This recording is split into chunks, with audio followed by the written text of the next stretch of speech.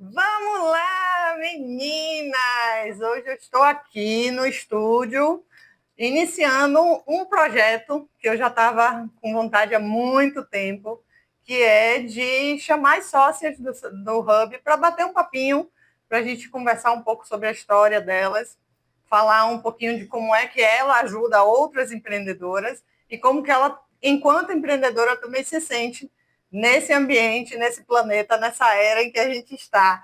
E eu estou aqui hoje com Leilinha, eu tenho o costume de chamar ela de Leilinha, mas ela vai se apresentar direitinho. Leila, quem me conhece já sabe que toda vez eu faço uma dinâmica que é fale de você sem falar o que você faz. Você até usou essa dinâmica da última vez que a gente teve no evento do Hub, mas agora é a sua vez, o desafio é para você. Conta aí para a gente quem você é, depois você fala o que é que você faz. Pois é, primeiro eu quero agradecer o convite de estar aqui. E eu sou Leila Santos, mãe de Sofia, de uma piscina de 3 anos de idade. Amo dançar,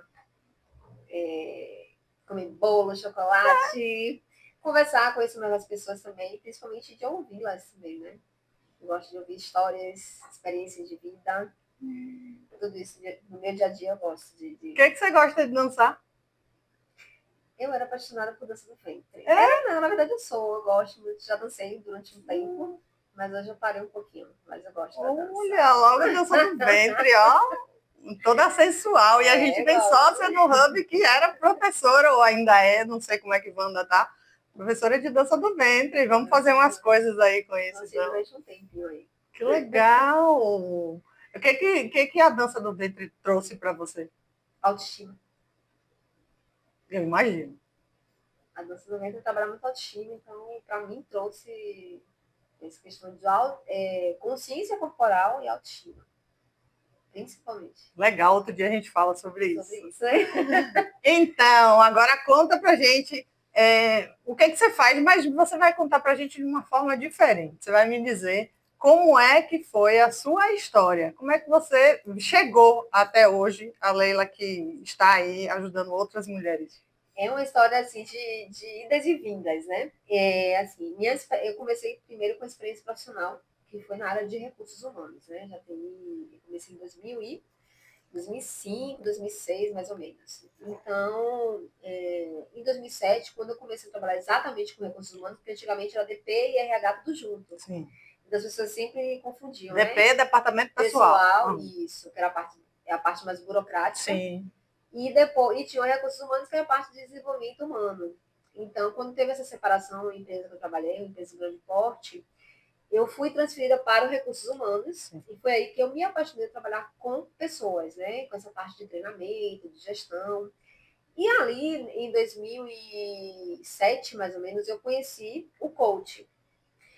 Assim, eu sempre gostei de trabalhar com desenvolvimento humano, na parte das pessoas elas despertarem seu talento para a sua melhor versão, mas não na área de psicologia, né? Porque muitas vezes, quando a gente fala em comportamento, as pessoas confundem com psicologia.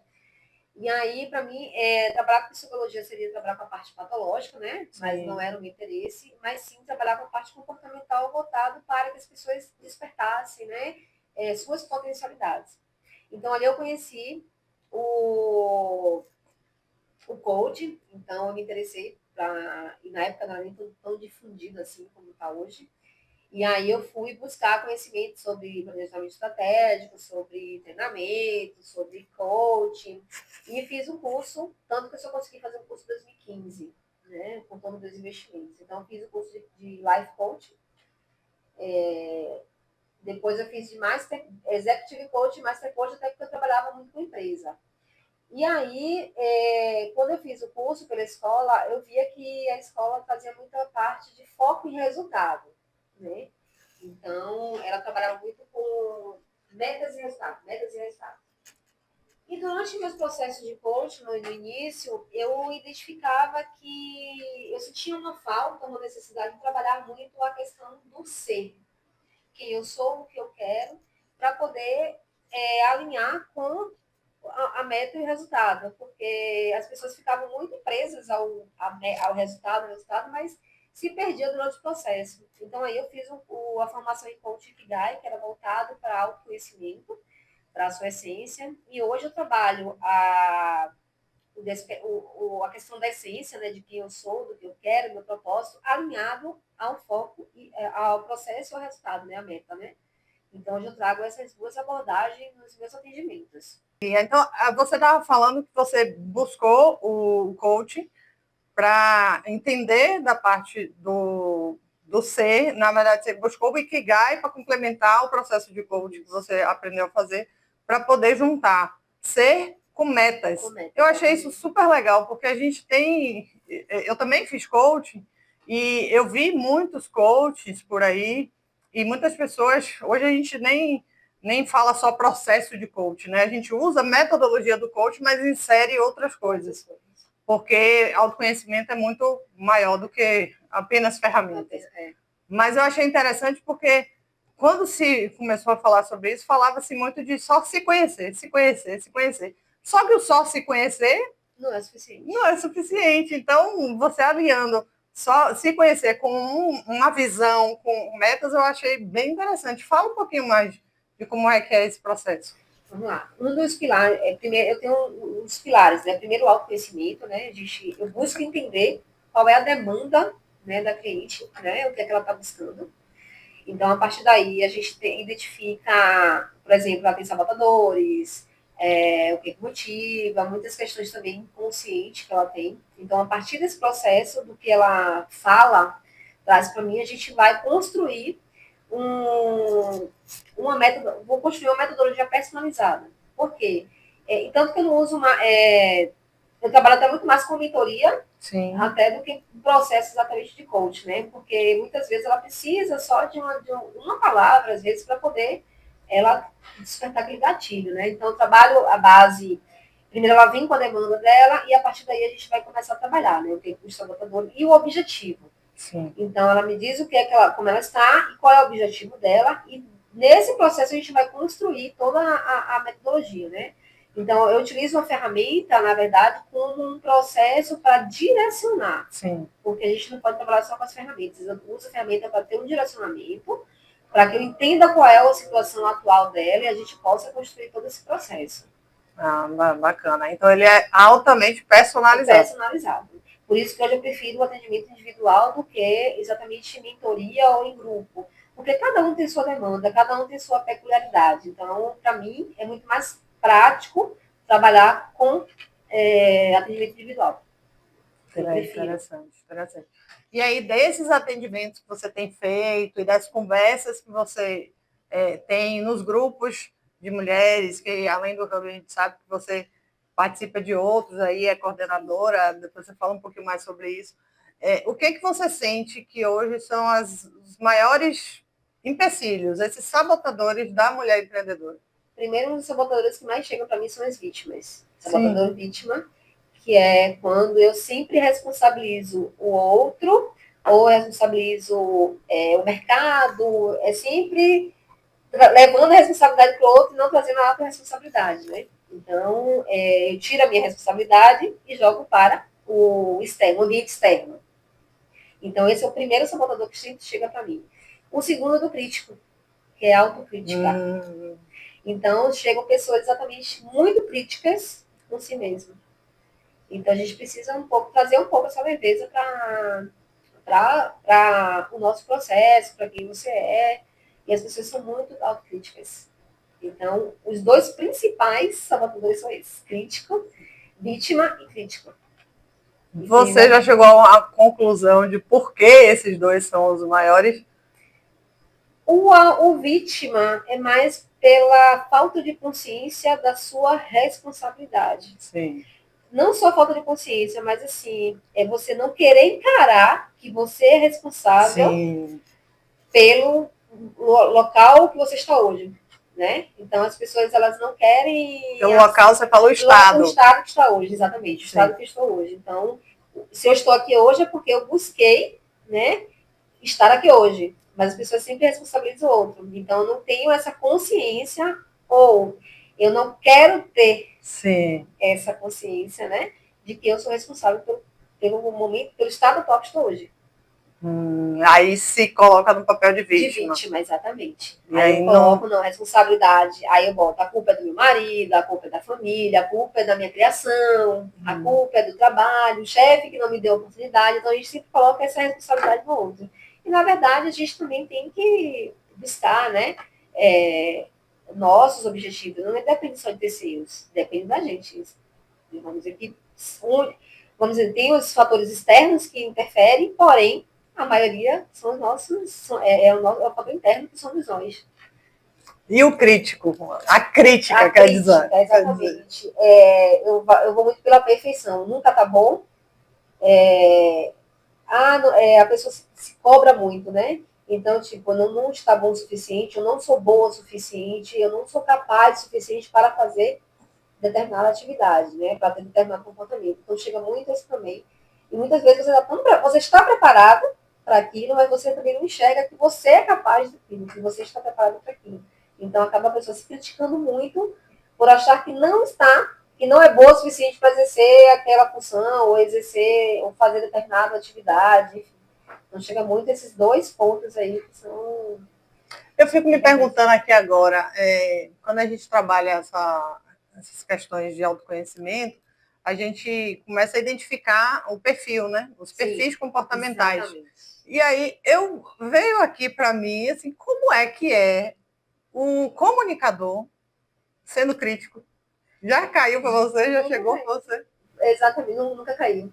Porque são dois perfis totalmente opostos. O comunicador, ele é o quê? Ele é a pessoa, o nome já diz tudo, né? Comunicador, ele é sociável, uma pessoa extremamente sociável. Então, é uma pessoa que, vamos dizer assim, ele é esquecido, é uma pessoa sociável, então ele está sempre ali no centro das atenções. O crítico, na verdade, ele é totalmente oposto, porque ele é extremamente ele é planejador e perfeccionista. Coisa que o comunicador ele não tem. Ele tem uma deficiência, na verdade, né? Tem um percentual muito menor. Então, acaba que ele é totalmente contrário. Entendi. Mas aí eu imagino que o comunicador vai ter bastante a questão do vitimismo. Também tem. Porque, assim, o comunicador ele é extrovertido e o crítico ele é introvertido. O comunicador, eu imagino, porque eu já atendi alguns comunicadores em que ele não consegue ter empatia. Eles têm essa dificuldade. Sim. E aí, por conta disso, tudo que acontece na vida deles, eles colocam como se fosse problema do outro. Exatamente, porque primeiro porque ele quer ser sempre o centro das atenções, né? É natural ele querer estar ali no ambiente, ser o centro das atenções, é aquela pessoa que está lá no cafezinho sempre conversando, é a pessoa do cafezinho, do papo do cafezinho. Então, qualquer responsabilidade ele terceiriza. E é do perfil dele terceirizar essa responsabilidade. E ele não enxerga isso. Ele não enxerga isso. Isso vamos dizer assim, que é meio que natural. E aí ele terceiriza a responsabilidade. Um erro não é erro dele, é erro do outro. Ele sempre está colocando, não, mas é porque, vamos supor, se ele chega atrasado, é o trânsito, foi o carro, então ele não coloca a responsabilidade para si. Então ele está sempre, né, terceirizando. Sim. Aí já que a gente começou a falar dos perfis, vamos lá. O perfil planejador, qual seria o maior sabotador, assim, que vem mais do perfil planejador? O planejador, ele é extremamente perfeccionista. Ele planeja muito e não executa. Por quê? Porque ele acha que nunca está bom o suficiente. Então, ele tem sempre algo para modificar. Então, ele vai... Então, ele não parte para ação. Não parte para ação. Ele é procrastinador. Sim. Tem uma tendência muito alta a ser procrastinador, porque ele planeja e não tira do papel. Sim. Assim. Eu passei muito tempo assim. Eu também. E aí o executor... Ele é aquela pessoa contrário do planejador. Ele executa e não planeja. Então, é aquela pessoa que a gente diz assim, o fulano é um empreendedor nato, que ele age, mas não planeja. Então, ele pensa, um exemplo, ele quer abrir a empresa, ele vai lá e abre a empresa, mas ele não planeja a empresa. E vai fazendo. Então, ele é totalmente contrário ao planejador. E aí, você consegue lembrar algum, assim, maiores sabotadores que chega do executor? Do executor? Qual é, assim, a maior dificuldade da empreendedora executora? A falta de planejamento. Sim. porque ela é exatamente porque ela executa, então assim, ela tem um perfil muitas vezes tido como agressivo, Sim. né? Porque ela não pensa, ela não tem empatia, é uma pessoa extremamente que tem um tom agressivo, mas não é porque ela é agressiva, é porque é exatamente do perfil dela, né? É uma pessoa que ela não pensa, então ela age sem pensar. E uma pessoa que ela gosta de resultado, ela tem foco em resultado. Então, ela não gosta de muita conversa, ela quer que você dê logo a solução. Então, o que queixa muito, na verdade, é mais esse perfil, desse comportamento do que. Aí eu imagino que seja uma empreendedora que, sem se conhecer, vai achar que as coisas estão andando devagar. Devagar, exatamente. Ninguém faz as coisas do jeito que ela quer. Então, é exatamente isso que a pessoa é executora. Bacana. É importante a gente se compreender, porque nesse mundo empreendedor, a gente vai ter dificuldade. Quem empreende no Brasil é guerreiro, é tudo, né? Porque é muito difícil. E aí, quando a gente conhece o nosso perfil, a gente passa a atuar nas nossas sombras, né? Nas nossas dificuldades.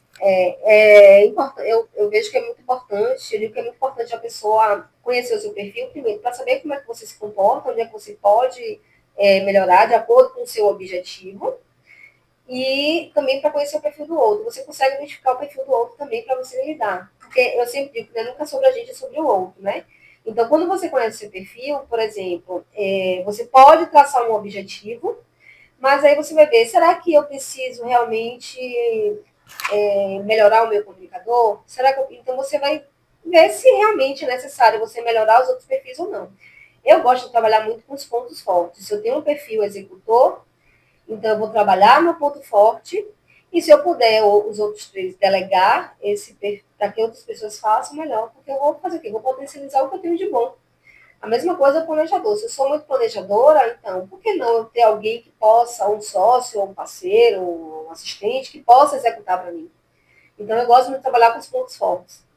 E aí, quando você tem esse conhecimento do seu perfil, né, fica muito mais fácil para você saber, para você, primeiro, definir uma meta, um objetivo, traçar, né, como é que você vai alcançar essa meta, né, e trabalhar o seu ponto forte também. Entendi. É interessante isso, porque aí dá uma acalmada também. Então, vamos lá. Entendendo o seu perfil empreendedora, fica mais fácil dar uma acalmada, fica mais fácil entender o processo que você está. Sim, sim. Diminui a saída, né? A desistência. A desistência. Sim, claro, porque assim, por exemplo, se eu tenho um perfil executor, né? Então, assim, meu perfil ele é zero empatia, ele não tem planejamento e tudo. Então, eu sabendo qual é o meu perfil, fica mais fácil, primeiro, para delegar, para criar uma meta, né, um objetivo, traçar o caminho que eu vou seguir para alcançar essa meta, e se eu preciso realmente trabalhar os outros perfis ou não. Fica muito mais fácil de você fazer todo esse planejamento. E às vezes identificar assim, será que eu preciso realmente planejar? Eu preciso realmente trabalhar isso aqui?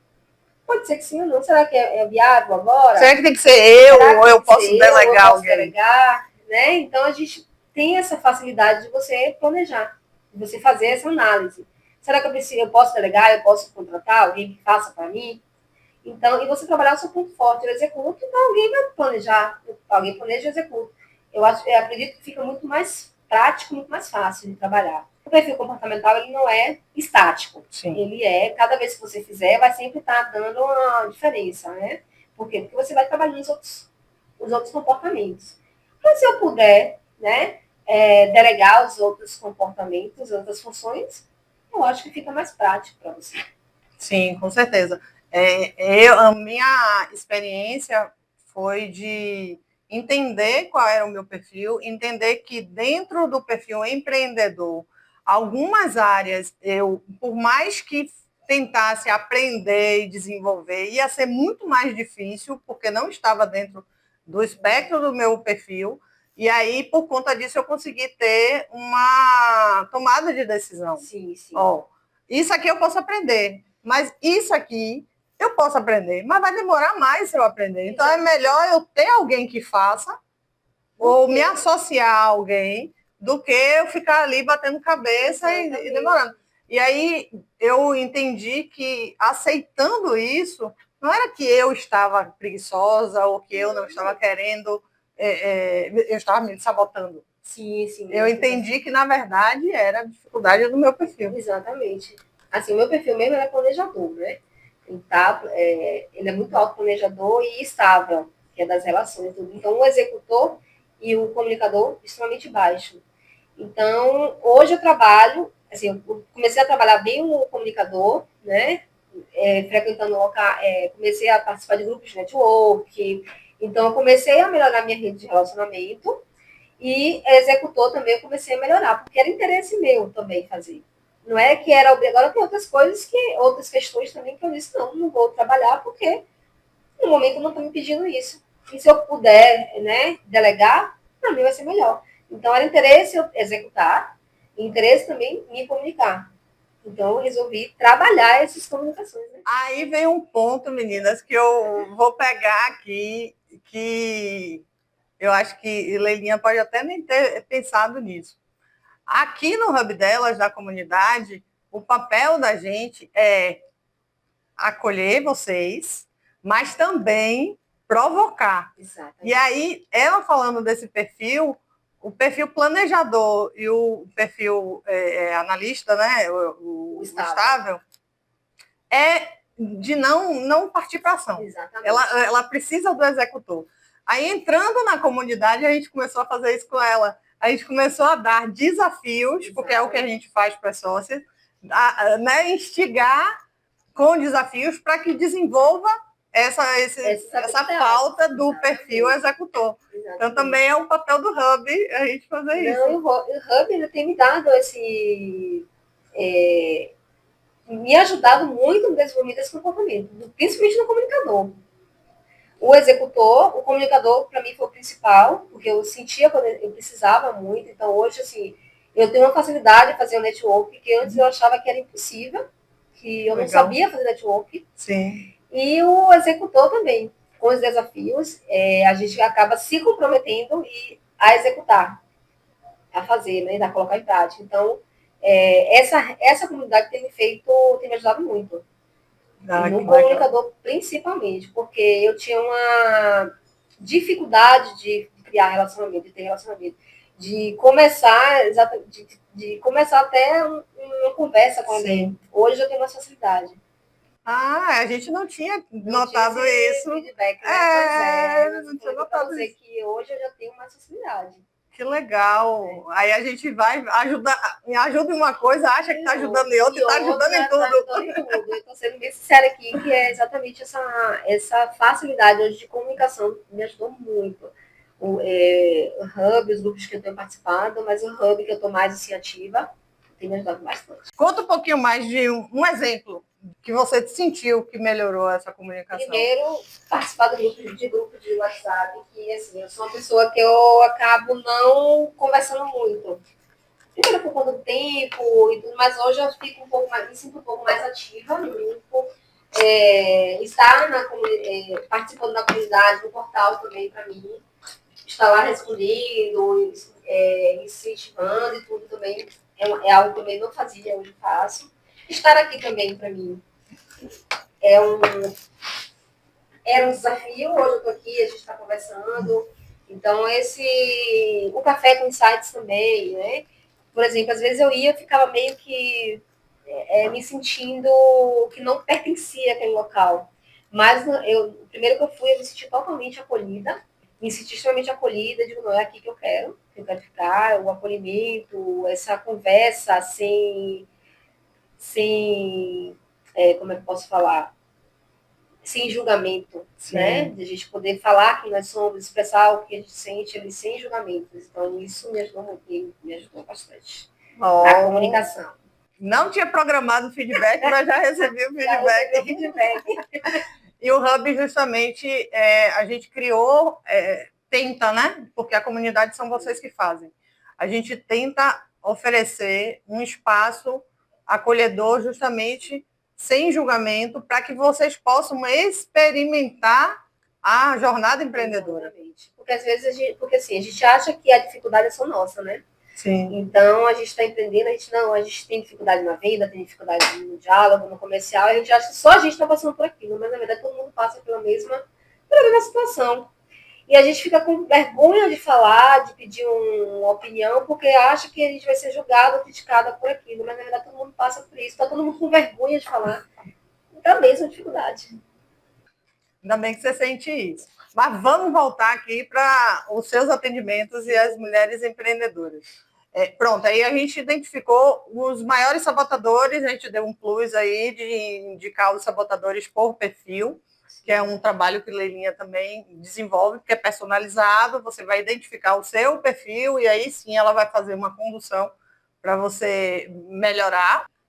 Quais são, assim, os direcionamentos? Você pode escolher aí 2 direcionamentos que você pode dar, mais no geral, para a mulher empreendedora que já identificou que ela está se sabotando ainda, está empacada. Sim, na verdade, primeiro é autoconhecimento, investir em autoconhecimento.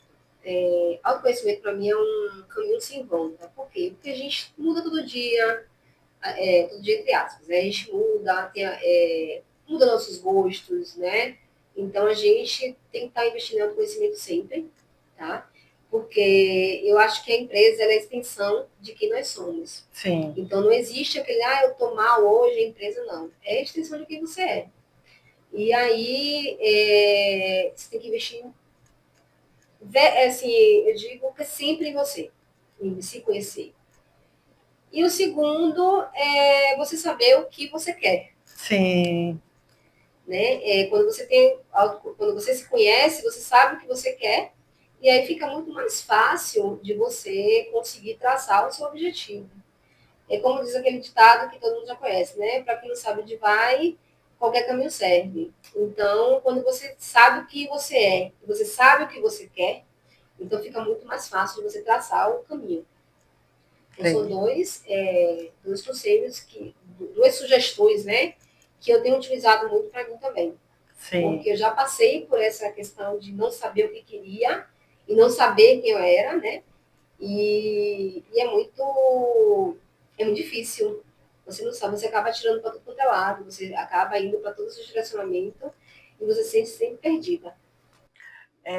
O Ikigai, ele vem para falar dessa parte, principalmente do início, né? Do que você é e o que você pode fazer. Exatamente. Através do seu negócio. Fala um pouquinho, que você disse que trabalha com o Ikigai também. O Ikigai, ele trabalha muito com propósito, né? Sim. Na verdade, ele vai além do propósito. O povo acha que é só propósito. Mas não é, além do propósito. Então, ele tem 4 pilares, né? Que ele trabalha, que é você falar o que você gosta de fazer, o que você faz bem, o que você pode ganhar dinheiro e como que você pode ganhar dinheiro e como você pode ajudar o mundo, né? Que são, na verdade, eu uso uma peneira, né? Você vai traçando ali, vai peneirando aquilo que você vai trabalhar. Então, o Ikigai tem esses 4 pilares que aí você vai peneirando, né?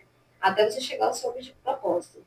Mas não significa também que, porque assim, às vezes as pessoas ficam, qual é o meu propósito? E ficam ensegueiradas querendo saber o propósito. Não tem nada, tá tudo bem não saber o propósito. Tem pessoas que conseguem despertar esse propósito com mais facilidade, outras vão demorar e outras nem vão despertar. Né? Quando a gente fala em propósito, é mais fácil também. Porque quando você sabe o que você quer, o que você ama, o que você quer, o que você faz bem, e principalmente o que você pode ajudar as pessoas com isso que você faz, é mais fácil também de você empreender, né? De você empreender, de você conseguir alcançar também os seus resultados, né? Mas também não significa que vai ser ruim quando você não descobrir, né? Não tem, né? Todo esse processo também de autoconhecimento, de despertar o propósito, já vai trazer respostas. E, geralmente, a resposta já está dentro da gente, mas a gente não consegue, muitas vezes, enxergar. Porque a gente quer seguir caminhos diferentes, né? Daquilo que a gente fica, é como se fosse uma briga interna com nós mesmos, né? A gente está brigando contra aquilo que a gente, quanto o nosso próprio propósito, né? Um parênteses que eu vou abrir aqui, porque assim, quando a gente está nesse processo de autoconhecimento, nem sempre a gente vai encontrar coisas belas. Sim. Então, tem nossas sombras também que estão ali, e é preciso você aceitar quem você é do jeito que você é. Então, é por isso que muitas vezes a gente acaba seguindo caminhos diferentes, porque a gente não quer se aceitar. Não quer honrar quem a gente é.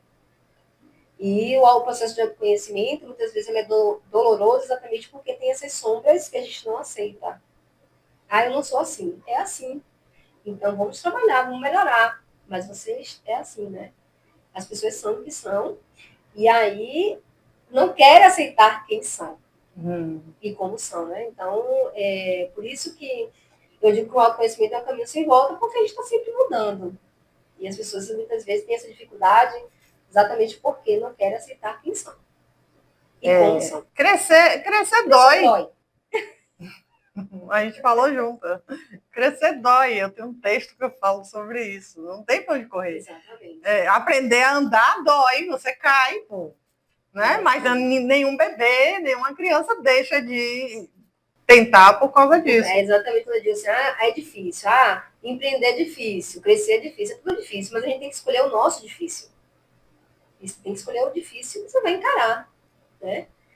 Então, e as pessoas, elas não querem encarar o difícil. Mas as mulheres empreendedoras que estão perto da gente, que vão ser clientes de Leila, sabem, já entendem que é importante e que, apesar de ser difícil, é necessário. E tem toda a rede de apoio. O seu apoio enquanto mentora profissional ali que está atendendo a elas, e tem o apoio das redes, não precisa ser só do Hub, de qualquer rede, das amigas.